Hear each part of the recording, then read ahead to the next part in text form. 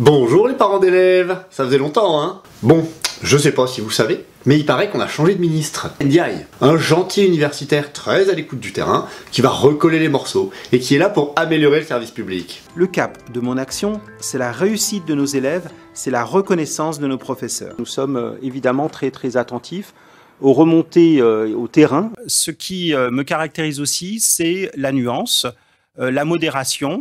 Si nous voulons que nous en sortir collectivement, ça ne se fera pas sans les professeurs.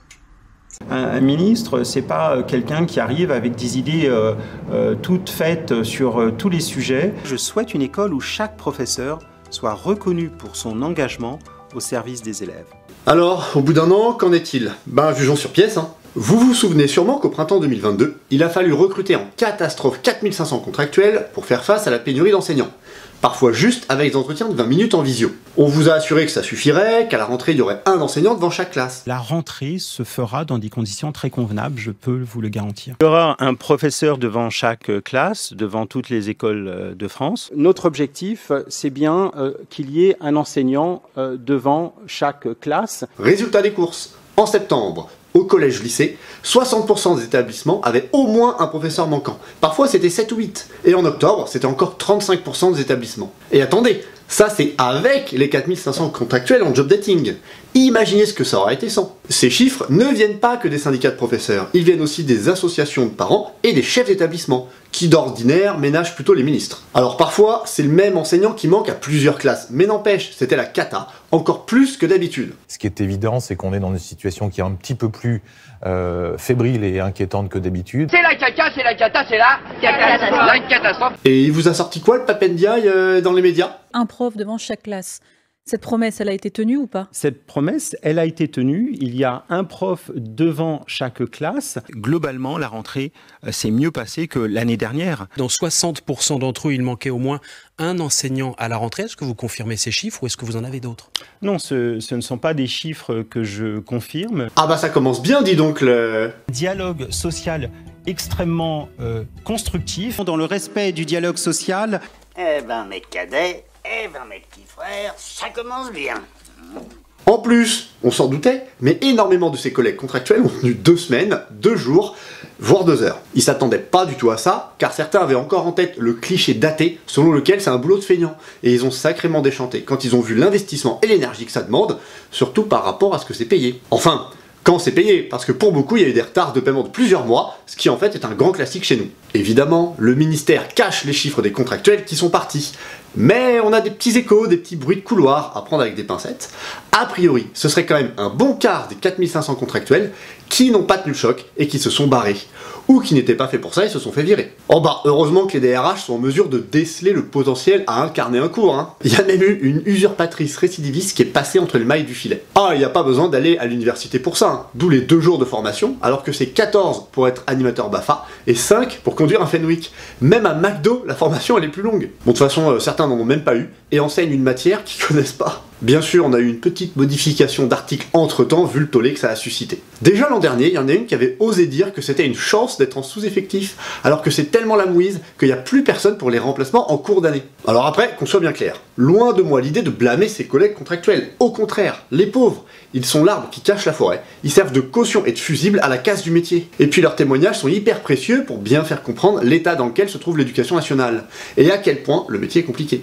Plus globalement, ce que je fais défiler là, ce sont des retours de gens ayant exercé dans le privé, puis qui sont devenus enseignants. Bah y a rien de mieux pour se rendre compte qu'instruire vos enfants n'est pas de tout repos. Mais bon, soyez rassurés, cette pénurie elle devait être temporaire. Bah ouais, c'était soi-disant à cause du déplacement du concours 1 an plus tard, à Bac+5 au lieu de Bac+4. C'est un problème ancien, mais qui s'est aggravé ces dernières années, avec le passage du recrutement du M1 au M2, et des éléments plus conjoncturels, en particulier le passage du recrutement du M1 au M2. Le passage du concours du M1 au M2 qui a tari le vivier. Bon, au-delà du fait que c'est une énorme connerie sur laquelle je ferai une vidéo un jour, ça causait, paraît-il, un petit trou d'air dans le recrutement. Donc, en 2023, c'était censé être réglé, et les concours devaient logiquement faire le plein. Fini la pénurie, bienvenue les nouvelles recrues. Bah à votre avis, les concours 2023, ils sont pleins comme en 2021? Bah non, c'est toujours la cata. Voire, ça n'a jamais été autant la panade dans certaines académies ou certaines matières.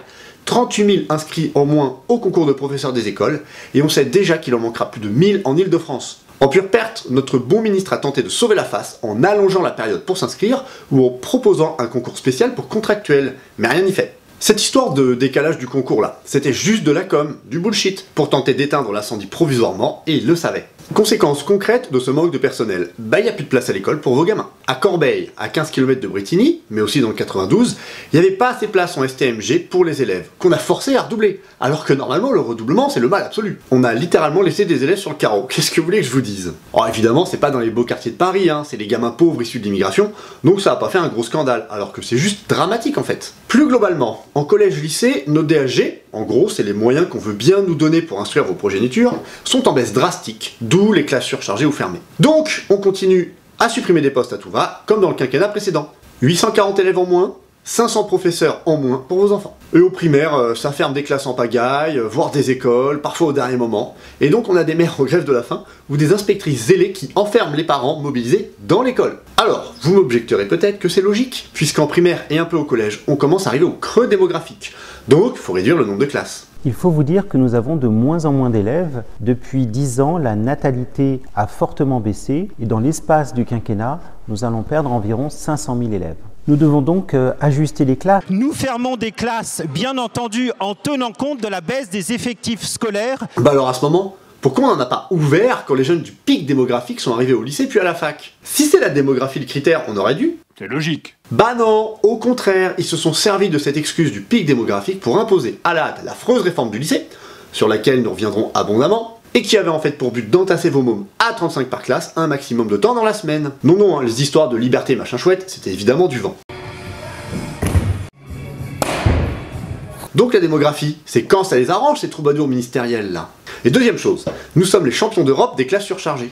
Donc la baisse de la démographie, ça aurait été l'occasion parfaite de remédier à cet énorme problème. On laisse le même nombre de classes et d'enseignants, mais avec moins d'élèves. Comme ça, on revient enfin dans la moyenne européenne. Bon non, apparemment c'est trop demandé. Hein. Il faudrait ouvrir 44 000 classes, ils en ferment 2228. Le pire, c'est que notre nouveau ministre Pape Ndiaye le sait, et se vante de pas faire assez.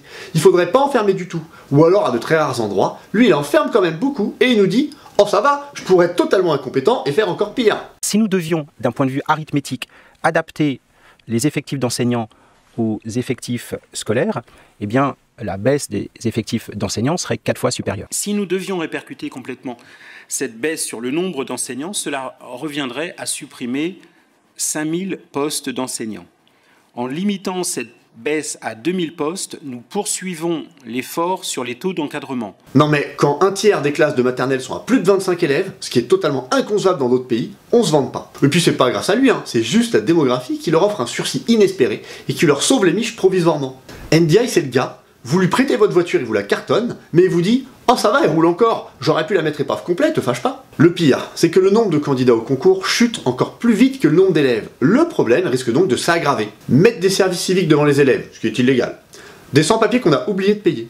Supprimer des postes pour enfants hospitalisés. Ou faire de la cour aux retraités pour qu'ils restent un an de plus ne suffira plus. Et puis il faudrait savoir, on recrute 4500 contractuels en job dating car on en manque, et là on en supprime car il y en a trop. Mais il y a un pilote dans l'avion ou comment ça se passe? Bah vous savez quoi? Je pense que oui. Je crois qu'ils sont très contents de la façon odieuse dont ils ont géré ce pic démographique. Ils ont entassé sans recruter, ils nous ont habitués à faire illusion avec les contractuels, et vont profiter du désastre pour acheter le mammouth. Mammouth qui est à peu près dans le même état que les bâtiments scolaires, délabrés, parfois avec trop d'eau, parfois sans eau, sans électricité, sans chauffage, et avec des plafonds qui s'effondrent. Oh, surtout dans les quartiers pauvres évidemment. Et s'il y avait dû avoir des coupures de courant cet hiver, les écoles auraient été touchées, mais pas les remontées mécaniques des pistes de ski. Et avant, il y avait un observatoire du bâti scolaire, mais ça a été supprimé, c'est dommage. Ce qui n'empêche pas monsieur le ministre de pérorer à tout va, comme Blanquer en son temps, que le budget de l'éducation n'a jamais été aussi élevé, n'a jamais autant augmenté, etc. etc. Un budget à 59,7 milliards d'euros pour l'éducation nationale. Ce sont donc 3,7 milliards d'euros supplémentaires, soit une croissance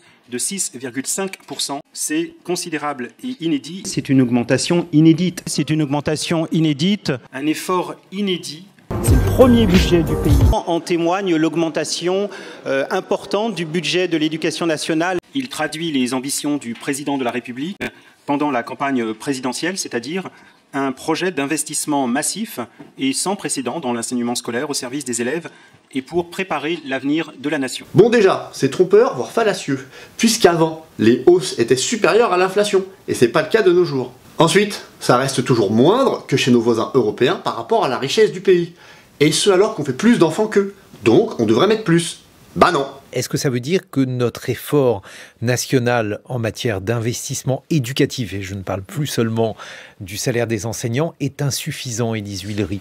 Alors, il est insuffisant. Il a été, par exemple, d'1 point de plus de PIB. Donc, on était à 7,7% de PIB dans les dépenses d'éducation dans les années 90. Et on n'est plus qu'à 6,8% de PIB aujourd'hui. Donc il y a une baisse ça correspond à peu près à 20 milliards, pour donner une idée un peu plus concrète de ce que ça représente. Donc on investit 20 milliards de moins aujourd'hui qu'il y a 20-25 ans. Et l'armée, elle, 40% de hausse, pas 6,5%. Idem la police, ou les subventions et crédits d'impôt aux entreprises, qui ont augmenté de dizaines de milliards, et qui finissent en gros dans la poche des actionnaires et des ultra-riches. Et alors niveau com, sur les réseaux sociaux, c'est lamentable. Avec que de la guimauve, genre « Waouh, il va inaugurer une cour d'école, super !» Et même des erreurs historiques dans sa toute première minute pape, là, alors qu'avant d'être pseudo-ministre, il était soi-disant historien. Ah ouais, quand même, hein. Et puis vas-y que ça fait des annonces dans la presse au dernier moment sans concertation, la dernière en date étant quand même magique. Oui, cette année, on va décaler les conseils de classe pour qu'ils soient plus tard. Alors d'une, ça faisait une semaine qu'on avait commencé à en faire, donc c'est trop tard. De deux, c'est l'éducation nationale elle-même qui contraint les délais, Einstein. T'es bien renseigné, toi. Bon bref, vous commencez à comprendre, en apparence, les choses ont l'air d'avoir changé, mais dans le fond, c'est toujours la même calamité que sous Blanquer. On a ripolliné la façade, mais en cuisine, on nous prépare toujours la même soupe dégueulasse. Et il y a une raison à ça, que les journalistes du Parisien nous expliquent ici. Thomas Poupeau, jusqu'ici, est-ce que Pap Ndiaye se démarque réellement de son prédécesseur ? C'est la grande question, parce que passer la surprise du nom lui-même de Pap Ndiaye, on se demande s'il va vraiment y avoir une rupture, notamment parce que il vient de nommer son bras droit, qui est Jean-Marc Huard, qui est en fait un très proche de Blanquer, ancien directeur général de l'enseignement scolaire. C'est facile de bosser avec lui ? Je connais Jean-Michel Blanquer depuis très longtemps, c'est un vrai plaisir. Donc en fait, le pape là, il est complètement téléguidé par le clan Blanquer, qui en coulisses lui dicte de continuer la politique de destruction de ce qui reste de l'éducation nationale. Nous reviendrons sur ces gens, en particulier Monsieur Huard, le véritable ministre, ainsi. Pap Ndiaye ne serait-il qu'un simple exécutant des délires présidentiels? Un pantin, une marionnette, un figurant, un porte-parole, un homme de paille, un homme sandwich? Nommé en partie pour essayer de reconquérir l'électorat prof avant les élections législatives de l'an dernier, et à qui on ne laisse aucune marge de manœuvre. Un panneau publicitaire qu'on trimballe, qu'on balade, juste un outil politique sans aucun pouvoir. Je pose la question, hein, car il y a de nombreuses sources qui nous confirment que tout vient directement de l'Elysée, en fait. D'ailleurs, c'est souvent Macron qui fait les annonces en personne. Ou alors, il s'est fait rouler dans la farine par le président, comme Cédric Villani et tant d'autres avant lui. Pas impossible non plus que sa nomination soit ce qu'on appelle un retour de faveur. Pape a été nommé directeur d'un musée par Macron en 2021, peut-être qu'il s'est senti obligé d'accepter le poste. Ou alors, on lui a promis une planque en sortant, une pantoufle comme on dit dans le milieu, en échange de quoi il vient faire semblant d'être ministre pendant 1 an ou 2 pour nous passer les pires réformes et les pires mensonges, quitte à prendre quelques coups médiatiquement et politiquement. Ce serait pas la première fois. Madame El Khomri avait eu exactement ce rôle en 2016 pour la loi travail, et là, elle roupille tranquillement dans un placard. D'ailleurs, il est temps de faire un petit tuto comment défoncer l'éducation nationale en 2 ou 3 décennies. Il vous est offert par les différents gouvernements français, dont celui du quinquennat précédent, qui est le même que celui de Pap Ndiaye. D'abord, commencez par laisser les salaires des professeurs s'effondrer.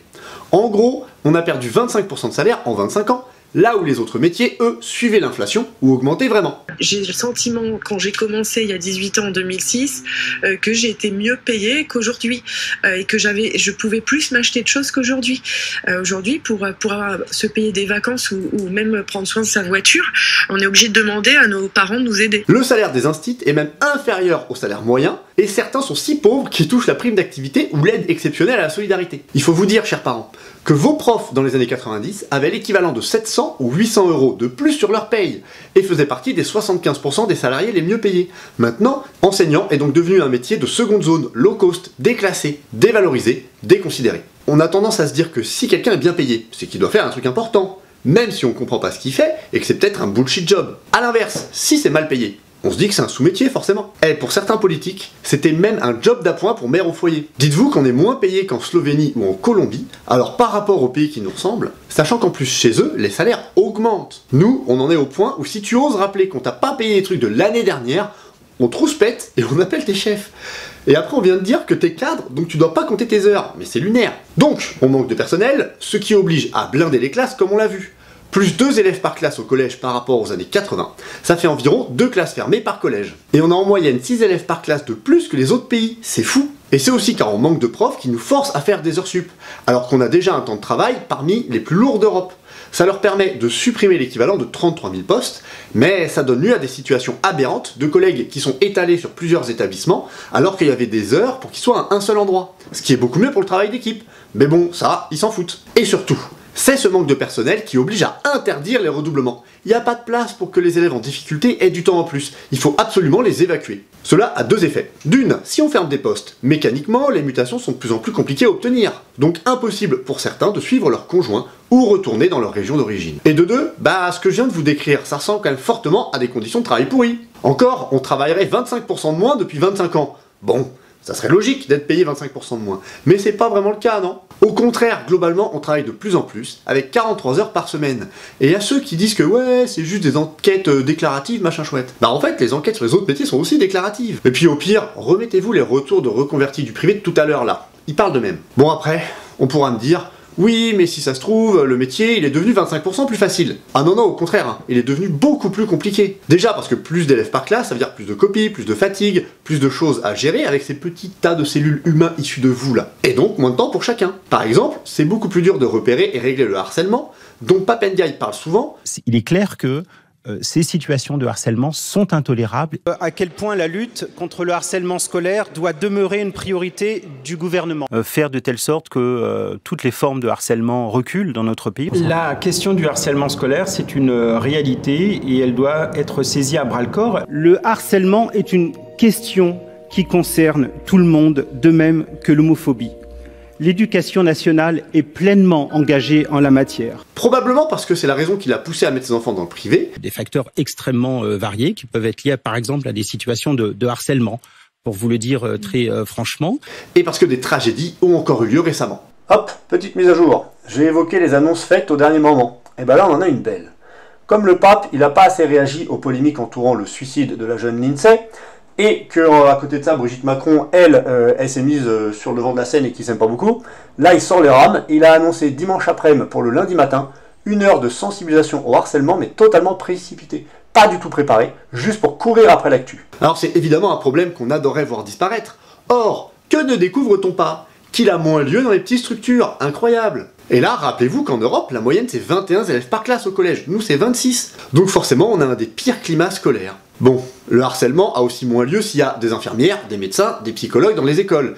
Mais vous vous doutez bien qu'on en manque cruellement. À l'heure où la santé des jeunes se dégrade fortement, les infirmières, elles gèrent en moyenne 1000 élèves. Il en faudrait 15 000 de plus.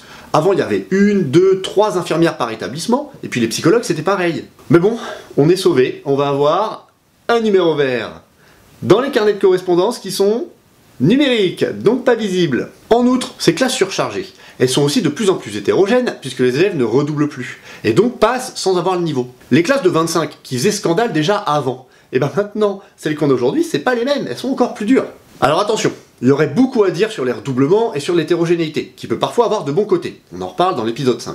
Mais en fait, le problème, c'est surtout qu'on a supprimé le redoublement, mais sans rien mettre en œuvre à la place pour les élèves en difficulté. Alors oui, dans d'autres pays, ils font pas redoubler, mais parce qu'il y a de vrais dispositifs pour aider les élèves. Chez nous, il n'y a rien ou si peu. Et pour compenser, on nous demande d'adapter nos cours à chaque élève. C'est impossible. Autre truc qui participe fortement à rendre le métier compliqué, l'inclusion des élèves à besoins particuliers. Ça peut être les élèves étrangers, par exemple ukrainiens, dont l'accueil ne se passe pas aussi bien que ce qu'on vous fait croire. Mais surtout, l'accueil des élèves en situation de handicap. Dans les conditions où c'est fait, ou plutôt où c'est pas fait, ça relève de la maltraitance, comme je l'ai expliqué dans cette vidéo, que je vous conseille de voir sur cette page d'AESH, les accompagnantes de ces élèves, car les commentaires qu'elles y ont mis complètent bien le tableau. Et j'ai une petite mise à jour à faire. J'y évoquais l'exemple d'un élève aveugle, mais également arrivé du Portugal sans parler français, et qui en plus est sportif de haut niveau, donc il y a beaucoup d'entraînement.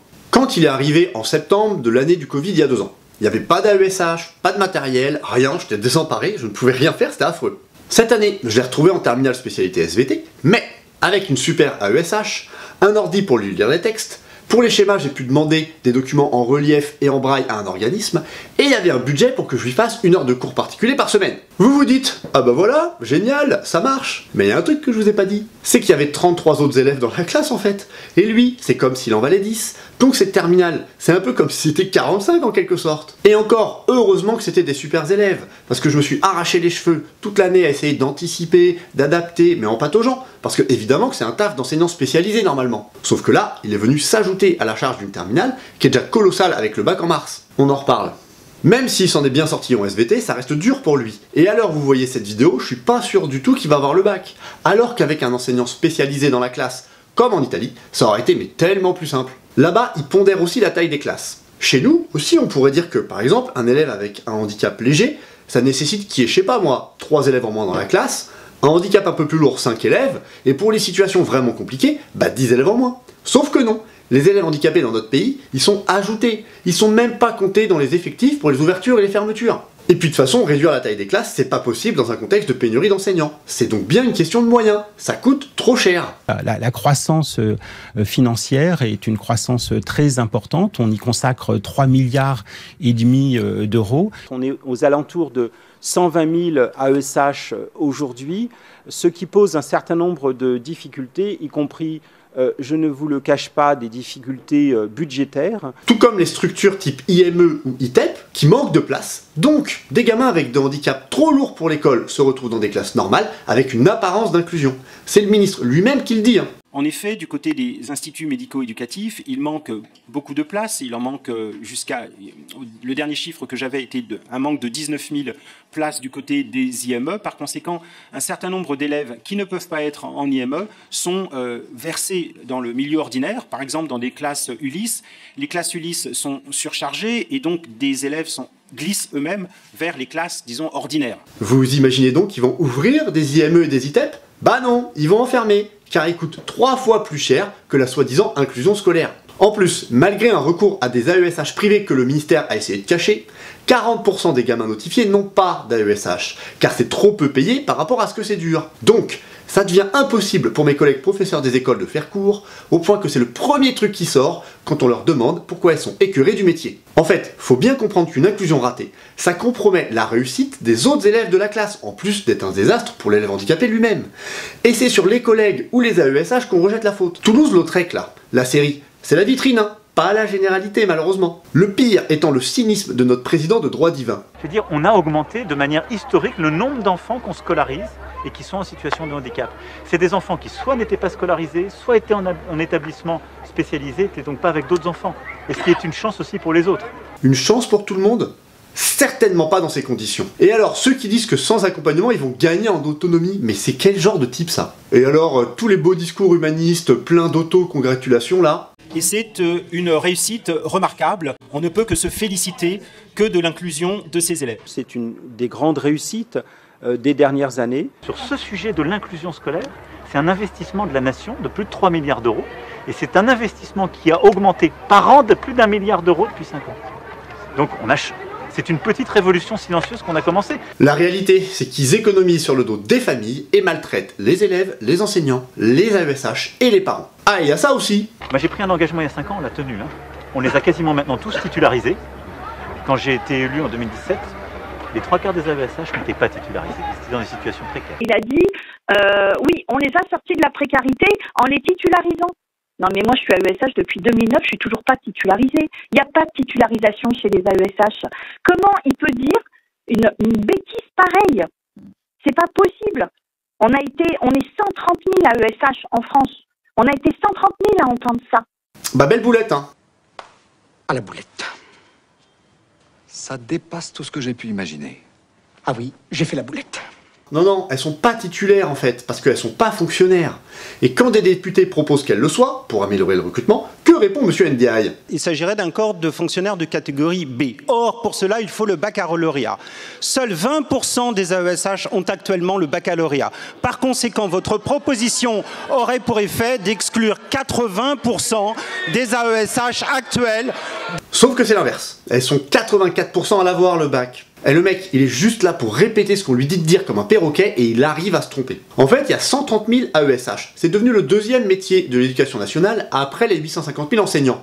Et donc c'est hors de question pour ces enrobeurs de caramel de leur donner un statut protecteur. Et ici avec l'inclusion, le troisième truc qui nous rajoute du taf par rapport au XXe siècle, c'est le numérique. Pronote, monlycée.net, Pertrees, WooFlash et autres logiciels spécialisés dans chaque matière, qui sont pas forcément inutiles, mais qui nous font perdre plus de temps qu'en gagner. Sachant que ça vient s'ajouter à tout un tas de paperasses, de tâches administratives, de réunions à la noix, de protocoles bureaucratiques, qui nous pourrissent la vie sans servir à grand chose. C'est souvent du brassage de vent, des heures de rien, qui nous éloignent du cœur du métier. Sans oublier la fâcheuse tendance au prof-bashing. Bon, c'est surtout le fait des médias de propagande et sur internet, où des abrutis lâchement cachés sous pseudo vomissent leur haine d'un métier qu'ils jalousent sans le connaître. Dans la vie réelle, en face, les gens osent rarement. Surtout depuis le confinement. Beaucoup se sont rendus compte que faire travailler vos bambins, c'est pas le Club Med Marrakech. À ce sujet, le ministère a sorti une étude auprès de 26 000 familles qui montre qu'on a largement fait le job pendant cette période. Mais le mythe est tenace et les clichés ont la vie dure. On peut bien sûr achever ce tableau déjà bien sombre avec la perte de sens due aux réformes complètement débiles imposées contre toute logique et contre la vie du terrain. Comme la réforme du lycée pro, ou évidemment le légendaire bac Blanquer-Mathiot, qui tend les relations entre élèves, professeurs, parents et hiérarchie. De toute façon, même les chefs et les inspecteurs en ont marre des guignols qui sont au-dessus. Bref, tout ceci induit une grande insatisfaction et un épuisement généralisé des troupes, qui n'en peuvent tout simplement plus. Une nette majorité de collègues se dit complètement cramée. 30 à 50% déclarent vouloir se barrer. Et nombreux le font. On prévoyait d'embaucher 1000 enseignants, mais on en a perdu 4400. Car les démissions, les ruptures conventionnelles, les temps partiels, les détachements, les disponibilités, etc., etc., augmentent sans que les détails ne soient divulgués, évidemment. Et encore, beaucoup sont refusés quand elles ne sont pas traitées avec des délais tels que les collègues se retrouvent enfermés. Et que disent ceux qui nous quittent? Qui n'aiment pas le métier? Non. En fait, c'est rarement la prunelle de vos yeux ou vous-même le souci. Celle qui est incriminée, c'est cette institution complètement folle qui est devenue l'éducation nationale, qui ne nous donne plus les moyens d'instruire vos rejetons. On veut bosser correctement et on peut pas. On crève d'être obligé de mal faire à cause d'eux. Le fameux baromètre annuel d'un de nos syndicats est sorti et on a explosé le record. 91% d'entre nous sommes en désaccord avec les politiques menées, confirmant une autre enquête. Et je vous invite vraiment à regarder ce documentaire incroyable, L'école est finie, pour que vous réalisiez comment l'institution maltraite ses personnels et donc vos chérubins. C'est vraiment une honte. En vrai, faut le savoir, hein, mais il y a beaucoup de collègues, c'est vraiment juste pour vos gamins qui restent. En résumé, on a un travail de plus en plus compliqué, de plus en plus fatigant et de plus en plus mal payé. Et donc notre pénurie de départ, elle s'aggrave. C'est un cercle vicieux, une boucle de rétroaction positive comme on dit dans le jargon. Et c'est qui trinque? Bah c'est vos mômes, dont le niveau scolaire s'effondre de façon dramatique. Ah ça c'est un des rares trucs sur lequel il a pas menti le ministre pour le coup. Quand on a un tiers des élèves qui entrent en 6e et qui n'a pas un niveau satisfaisant en mathématiques ou un quart en français, je ne peux pas applaudir. Et puis même vous le voyez bien. Donc en fait, l'éducation nationale, elle n'est pas au stade où elle va s'effondrer, elle s'est effondrée. Enfin, elle est en train de s'effondrer, car elle peut tomber encore plus bas. Sauf que les gens censés l'empêcher et régler le problème, les ventriloques de Pap Ndiaye là, sont ceux qui ont saccagé le système. Et c'est tout juste s'ils ne rejettent pas la faute sur nous. L'éducation nationale doit renouer avec l'ambition d'être l'une des meilleures d'Europe. Mais Manu, on l'a toujours eu l'ambition. C'est les moyens qu'on n'a pas. Surtout qu'ils savaient très bien ce qu'ils faisaient quand ils ont décidé notre appauvrissement. Le lien entre salaire des enseignants et niveau des élèves est connu, documenté. Plus il est élevé, plus ils ont tendance à être performants. Il y a une certaine dispersion des valeurs, mais la tendance est établie. Il faut savoir que le Portugal et le Japon ont redressé leur système scolaire en payant les enseignants plus que ceux qui avaient le même diplôme, enclenchant alors un cercle vertueux. Il y a même des économistes qui se sont rendus compte que les dépenses en éducation, comme elles permettent d'élever le niveau général de connaissance de la population, elles engendrent plus de recettes que ce qu'elles ont coûté. En fait, ces dépenses n'en sont pas, ce sont en réalité des investissements. Les dépenses d'éducation sont des dépenses qui se remboursent elles-mêmes sur le long terme, parce que quand on investit 1 euro dans la formation d'un élève, c'est du salaire supplémentaire sur toute la vie de d'adulte de cet élève, et c'est des recettes fiscales supplémentaires, c'est des dépenses de chômage ou des dépenses d'aide sociale en moins. Donc en fait, c'est un investissement et non une dépense. Donc c'est un mauvais calcul d'avoir pensé qu'on pouvait faire des économies en baissant l'investissement en pourcentage du PIB en France depuis 25 ans, puisqu'en fait c'est une dépense rentable. Et devinez qui demandait des baisses de budget dans l'éducation quand il était ministre? Bah ouais, le Mozart de la finance. Et là vous vous dites, bah ça tombe bien. On a entendu à la télé que votre salaire allait être revalorisé de 10%. C'est super ça! Hausse de la revalorisation des professeurs, et comme le président de la République s'y est engagé, c'est une hausse en moyenne de 10% qui peut être supérieure. Ça, c'est 10% d'augmentation en moyenne pour aboutir à une hausse totale moyenne de 10%. Avec tout ce que je viens de vous montrer, vous y croyez vraiment? Chers parents, quand même. Et il y a tellement de mensonges en une phrase que je sais pas par où commencer. Alors déjà, ça devait être janvier, finalement c'est septembre, donc il y a 8 mois d'inflation en plus dans la tronche. Et surtout, c'est des primes, pas du salaire. Et la nuance est fondamentale, car les primes, ça compte pas vraiment quand tu vas à la banque faire un crédit, pour la retraite, et ça peut se retirer du jour au lendemain. Ils ont donc menti. Hausse de salaire, Travailler sur les salaires. Augmentation de salaire. Et c'est évidemment pas 10%, mais pas 10% du tout. On le savait dès le début, car augmenter tout le monde de 10%, ça représente 4 milliards d'euros. Il y en a que 1,9, donc ça partait mal. Et où l'arnaque? Eh ben voyez, vous, quand le patron il vous augmente, ou que vous vous augmentez tout seul, c'est vous le patron. C'est par rapport à il y a pas longtemps, vous êtes d'accord avec moi? Bah nous non, c'est une augmentation par rapport à 2020. Il y a 3 ans, mais c'est quoi cette blague? Pourquoi pas 1952 là, tant qu'on y est, quand c'était les anciens francs? Vous, on vous fait un petit tour de magie comme ça dans votre vie pro, vous réagissez comment? Vous criez au scandale, j'espère. Parce que c'est honteux, depuis 2020, il y a eu un truc qui s'appelle l'inflation qui annule en fait cette hausse, contrairement à ce qu'il dit. D'augmentation qui vont de 8 à plus de 11%. Donc, au-delà de l'inflation. Largement au-delà de l'inflation. Et attendez, c'est pas fini, parce que dans ces 10% depuis 2020 là, il compte ce qu'on appelle le dégel du point d'indice. Alors, c'est un peu technique, mais en fait c'est dû aux fonctionnaires par rapport à l'inflation. C'est dans le deal, ça n'aurait jamais dû être gelé, on vous présente ça comme un cadeau, mais c'est juste normal en fait. D'ailleurs, l'augmentation faramineuse du budget qui vantait le pape là tout à l'heure, c'est surtout dû à ça. Elle est loin de couvrir l'inflation. Vous, dans le privé, les salaires ont globalement augmenté plus que l'inflation. Nous non, à cause de ça. Et bien sûr, le gouvernement essaye de vous faire croire l'inverse. Et il compte aussi dans les 10% des vieilles primes qu'ils ont annoncées en grande pompe à l'époque. Donc vous entendez en permanence qu'on a été augmenté, qu'on venait augmenter, qu'on va être augmenté, que c'est historique, substantiel, un vrai choc d'attractivité. Un choc d'attractivité, revalorisation extrêmement substantielle, revalorisation très substantielle, hausse de salaire significative. On vous annonce des 12 milliards, etc., alors qu'en fait, pas du tout. C'était juste une tentative de manipulation médiatique qui n'a pas bien pris. Même certains médias, habituellement de leur côté, ont pas suivi tant la ficelle est grossière. Parce que le chiffre à la fin c'est le suivant. Pour 70% de la profession c'est 90 €. Donc 5,5% d'augmentation, donc moins de l'inflation. Donc on va bien continuer à s'appauvrir. Alors, c'est toujours ça de prix, mais entre ce qu'on vous annonce et la réalité, il y a un grand écart. On se fait balader, et vous imaginez qu'on a eu ça, que ça y est, il y a une vraie revalorisation, un vrai rattrapage, que ça va régler la pénurie d'enseignants, alors que non, ça va diminuer pour la plupart, sauf les gens dans le premier quart de carrière. À la base, il parlait de la première moitié. Disons la première moitié de carrière jusqu'à 20-25 ans pour les 20 à 25 premières années. Pour la première partie de carrière, sur les 20 à 25 premières années. Ça fait 22 ans qu'il travaille effectivement au collège. Se trouve donc dans la zone qui est celle de l'augmentation. Mais finalement, même moi, qui n'ai pas encore fini ma 14e année sur 42, je suis pas concerné par cette augmentation réelle. Alors c'est pas grave, parce qu'avec l'agrégation, je suis pas à plaindre. En vérité, c'est pas moi qu'il faut augmenter.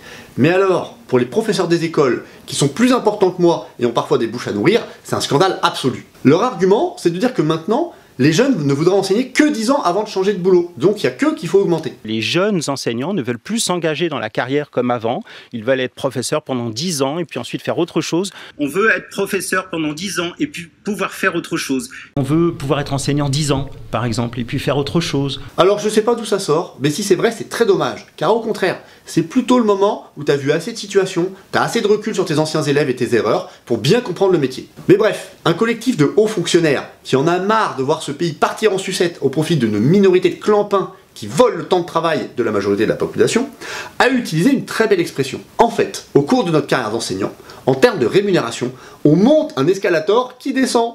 Et les ventripotents gouvernementaux là, ils ont calculé leur coût pour ça. On nous maintient pile à un plateau de semi-dèche au lieu de progresser avec l'expérience. Le pire, c'est que le plat volontaire là, ils prétendaient justement vouloir le casser. En effet, une hausse des débuts de carrière aurait pour effet justement de perpétuer le faux plat qui existe actuellement. Ça n'est pas notre objectif. Notre objectif, c'est, comme je l'ai indiqué, de casser le faux plat. Car c'est là qu'il y a le plus d'écart avec nos voisins européens et avec les Français qui ont les mêmes diplômes. Contrairement à ce que dit le président, qui ment ici et hontément. Si vous regardez avec nos grands voisins européens, on n'était vraiment pas bon sur les débuts de carrière, ce qui fait qu'on avait de moins en moins de gens qui passaient les concours. Et par contre, on était à peu près dans la moyenne au milieu de carrière, et on est meilleur en fin de carrière à la retraite parce qu'on a un système de retraite plus avantageux.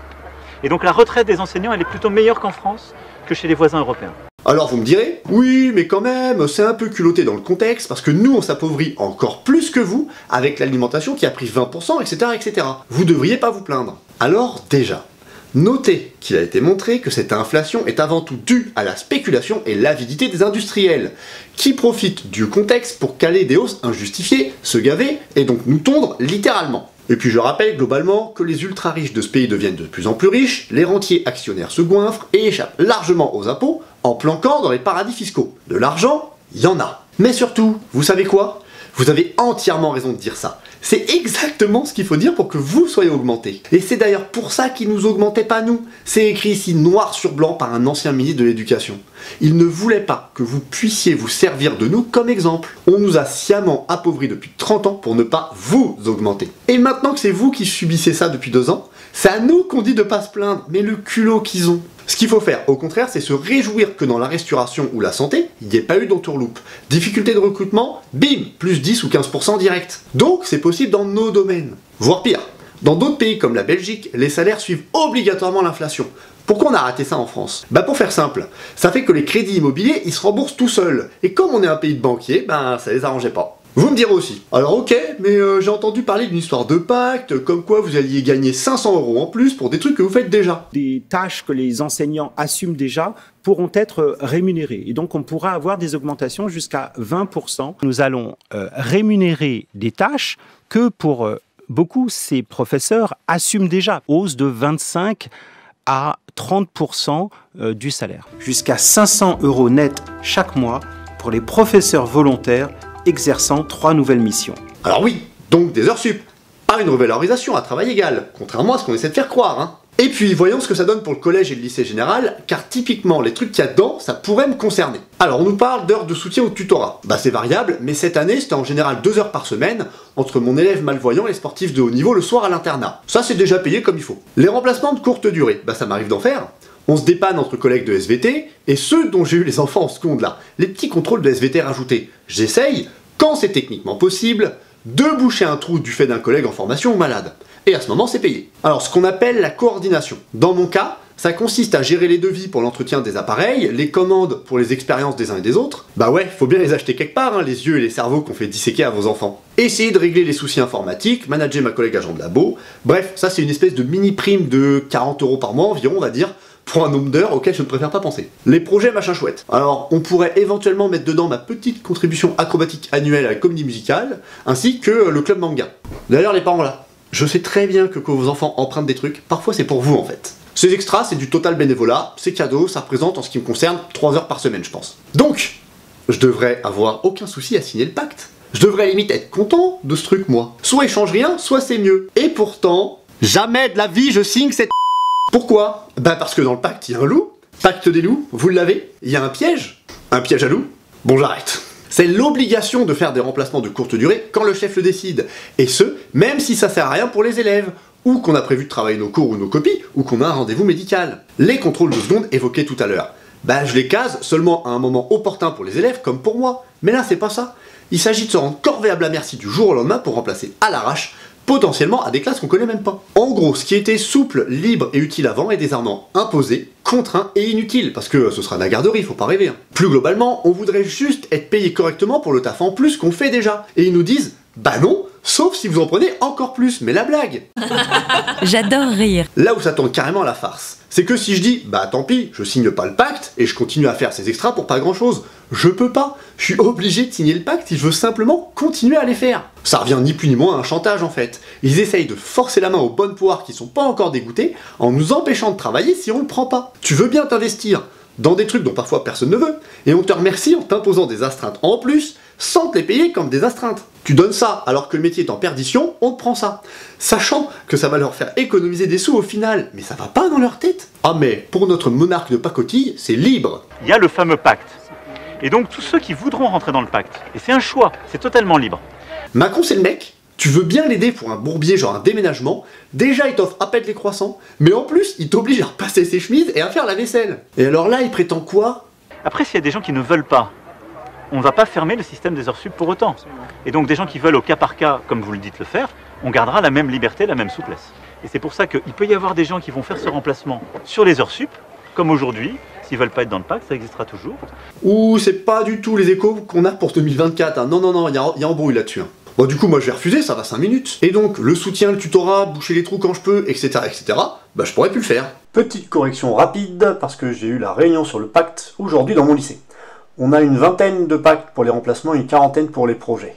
Et ceux qui veulent faire les projets ne sont pas obligés de prendre les pactes de remplacement avec. Mais, parce qu'il y a un mais, tant que personne ne s'est sacrifié pour prendre les pactes de remplacement, le rectorat ne nous débloque pas les pactes pour les projets.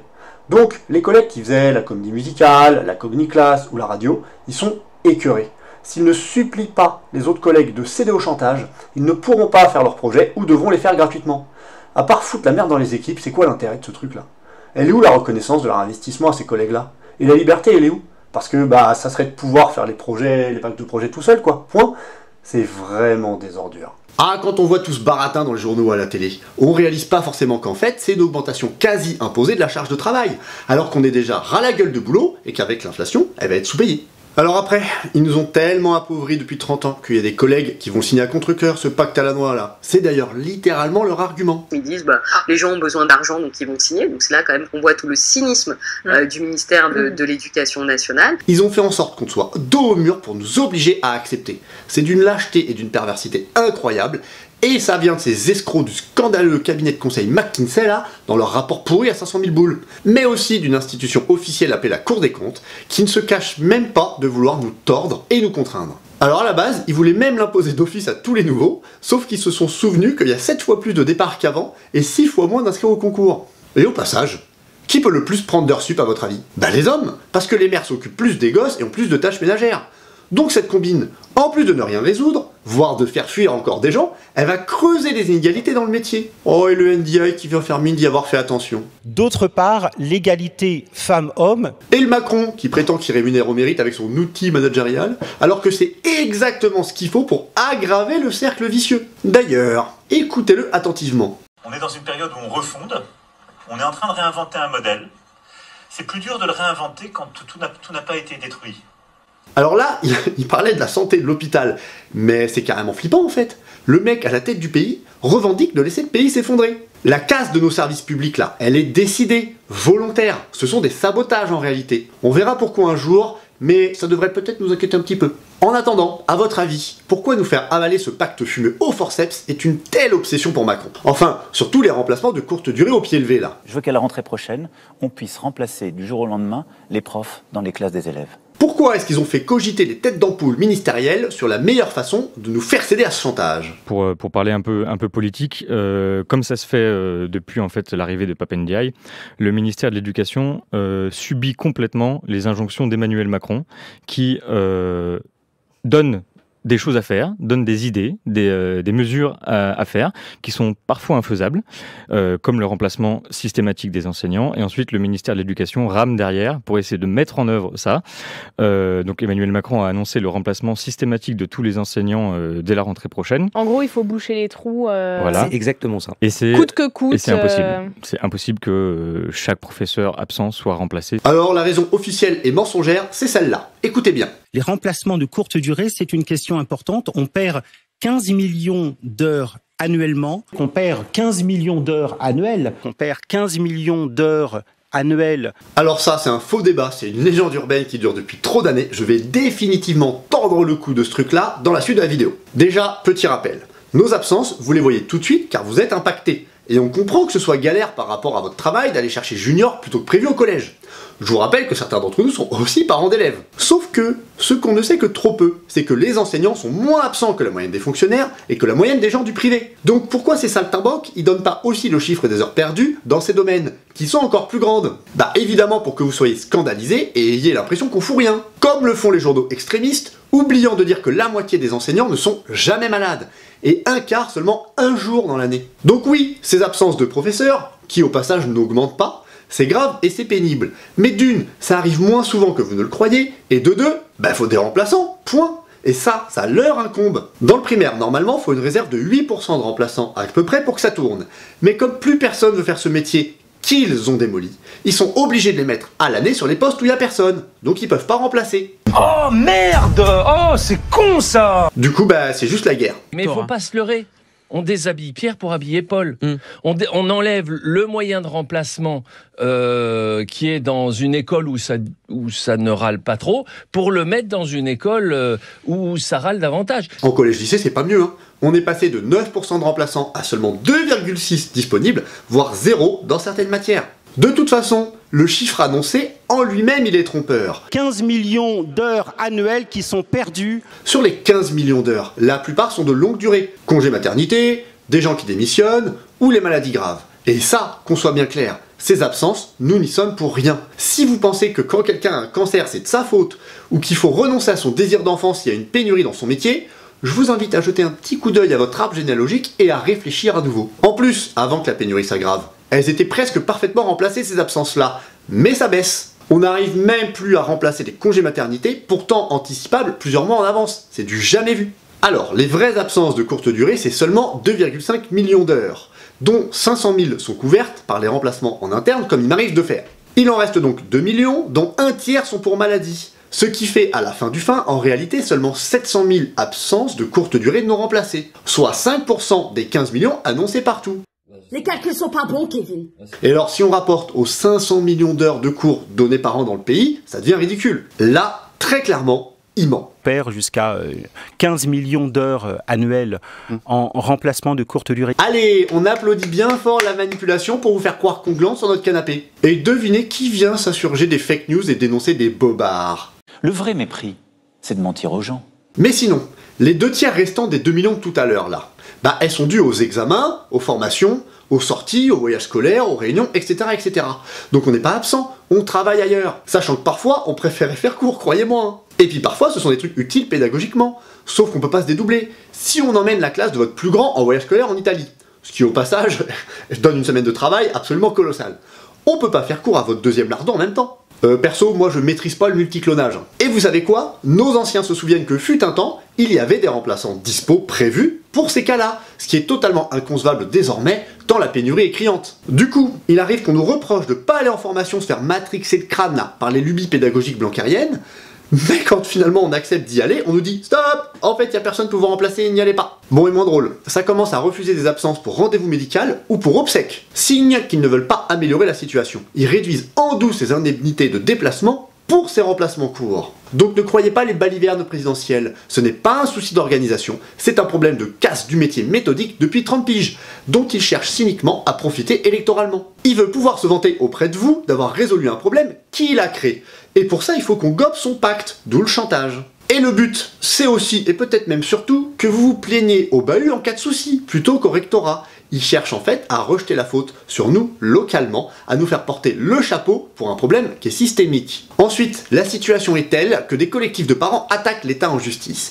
Ils réclament des sous pour compenser les heures perdues, et ils ont bien raison. Lâchez rien, là-dessus, je suis avec vous. En effet, le collectif ne tombe pas dans le panneau, ne joue pas les profs contre les élèves et attaque les vrais responsables. Et c'est ça qui les embête. Du tout l'objectif, et d'ailleurs il y a des syndicats de profs qui ont rejoint cette action l'année dernière lors de conférences de presse, etc. pour dire vraiment, c'est pas l'absentéisme des profs qui est visé, puisque les profs ont tout à fait le droit d'être absents, que ce soit pour une formation, pour une maladie, pour ce qu'ils veulent, ils ont un droit à être absents. C'est le non-remplacement. Mais c'est le non-remplacement le problème. La vraie raison de ce chantage maquillé en pacte, c'est peut-être aussi celle-là. Hein.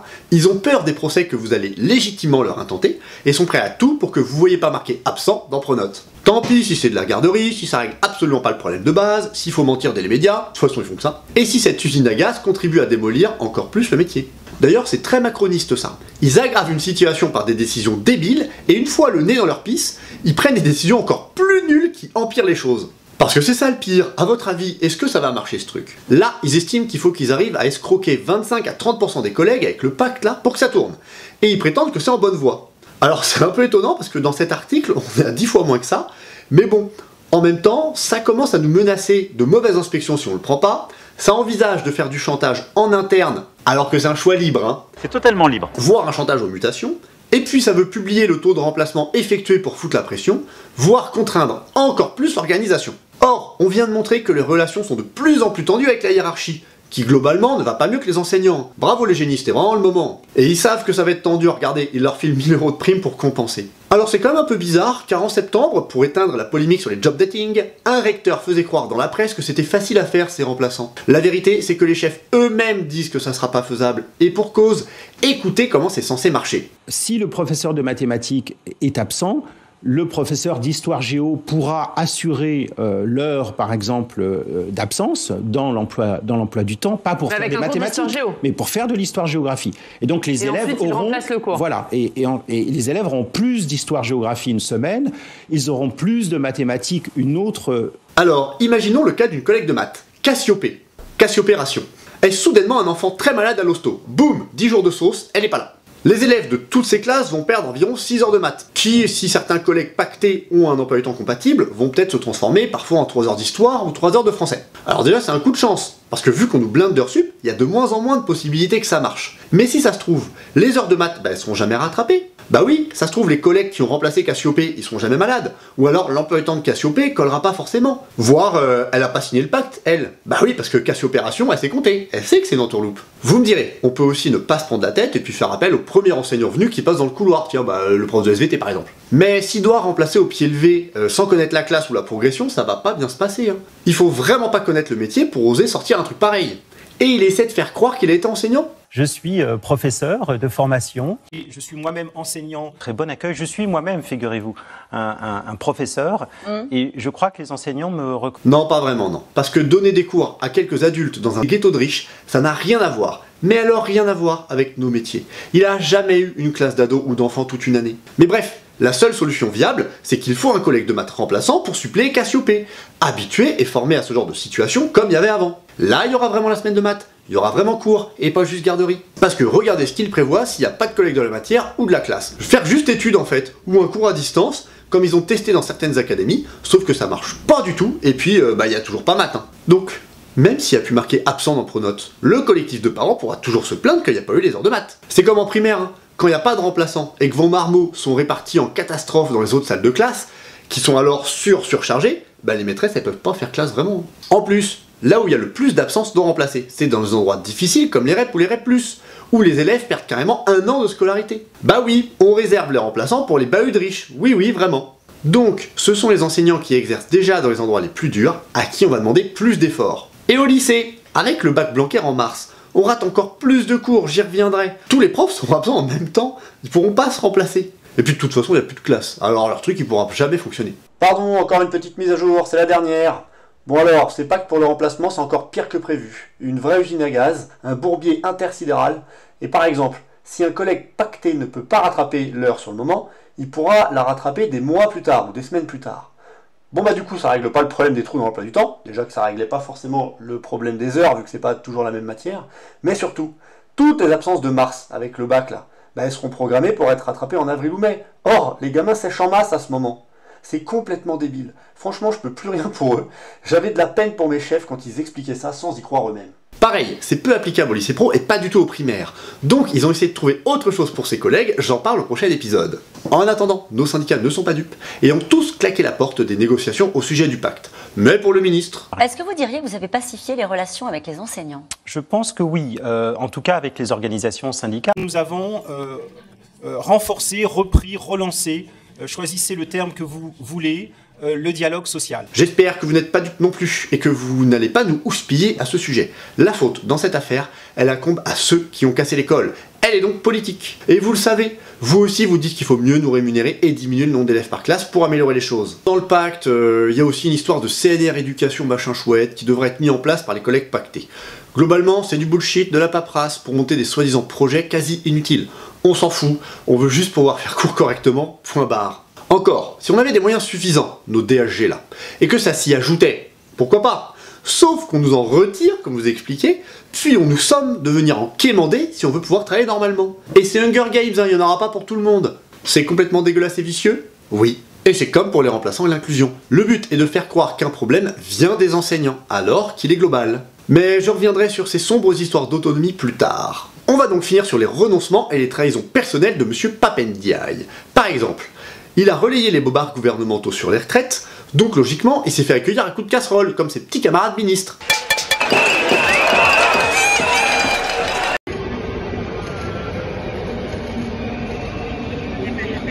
Pour ensuite venir chouiner sur les plateaux. Je suis préoccupé et indigné par ce que j'ai pu voir et ce que j'ai pu entendre, oui. Ça n'avait pas grand-chose à voir avec une manifestation. Il y a là, je pense, une tentation de la violence. Oh bah alors Bichette, faut assumer quand on prend part à une propagande mensongère.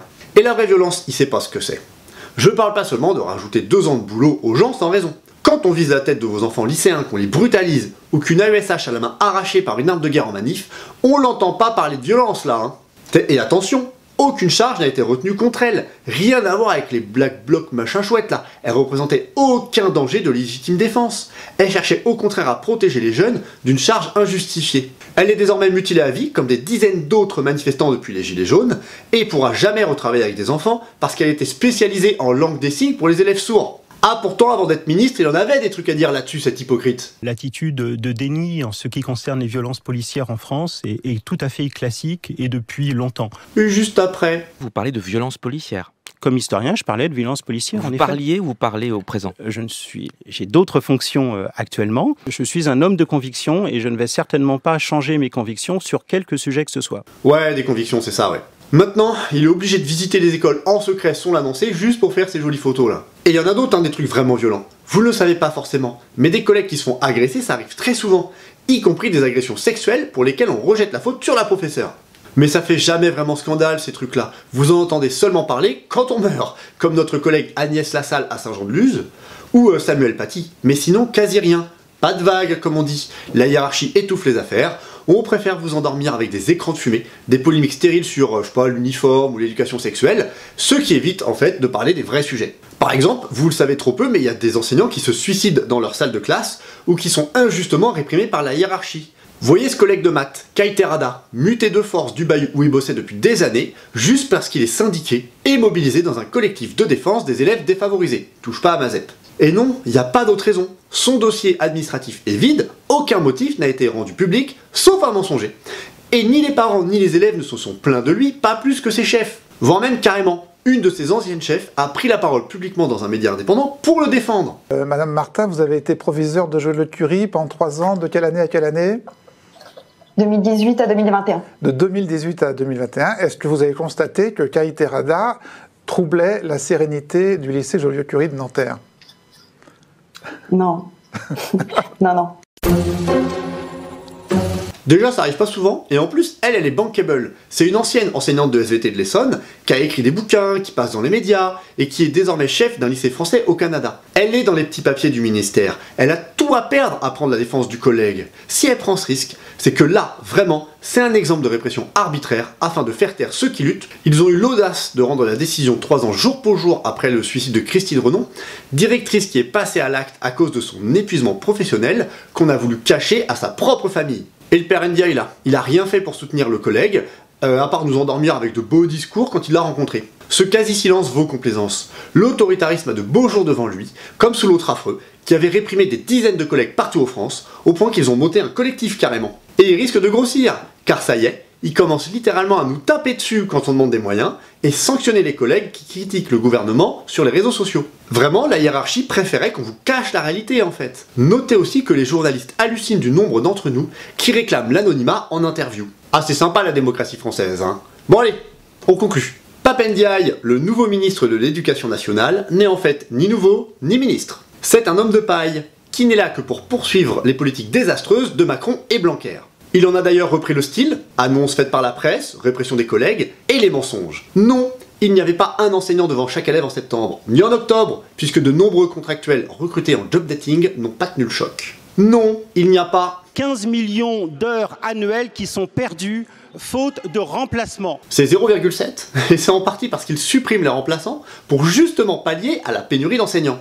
Comme Blanquer avant lui, il fait croire qu'il revalorise notre métier, alors que les 3/4 des collègues vont continuer à s'appauvrir, poursuivant 30 ans de déclassement. À moins que l'on cède à un odieux chantage. Accepter de se rendre corvéable à merci pour faire de la garderie du jour au lendemain, pour boucher les trous, et 2 ou 3 autres trucs qu'on vous présente comme miraculeux, mais qui ne sont que des pansements sur une jambe de bois. Alors que, contrairement à ce qu'on croit, on est peu absent, et parmi ceux qui font le plus d'heures en Europe. Pas mal, non? C'est français.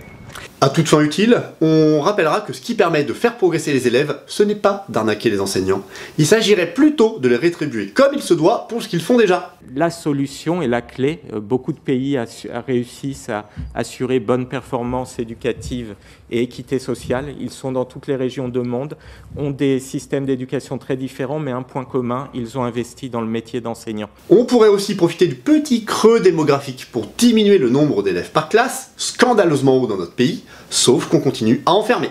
Déjà que les conditions de travail sont rendues déplorables par une inclusion maltraitante et un bâti scolaire à bout de souffle, à un moment où plus de 30% des enseignants disent vouloir quitter le métier et où les concours sont désertés, tout cela ne va qu'aggraver la crise de notre école, dont les premiers à pâtir sont, eh bien les élèves, puisque leur niveau s'effondre. Bref, on s'en doutait, mais au bout d'un an, on vous le confirme. C'est pas avec ce simple porte-parole du clan Blanquer qu'on aura les fesses sorties des ronces. Je ne m'attendais à rien, et je suis quand même déçu.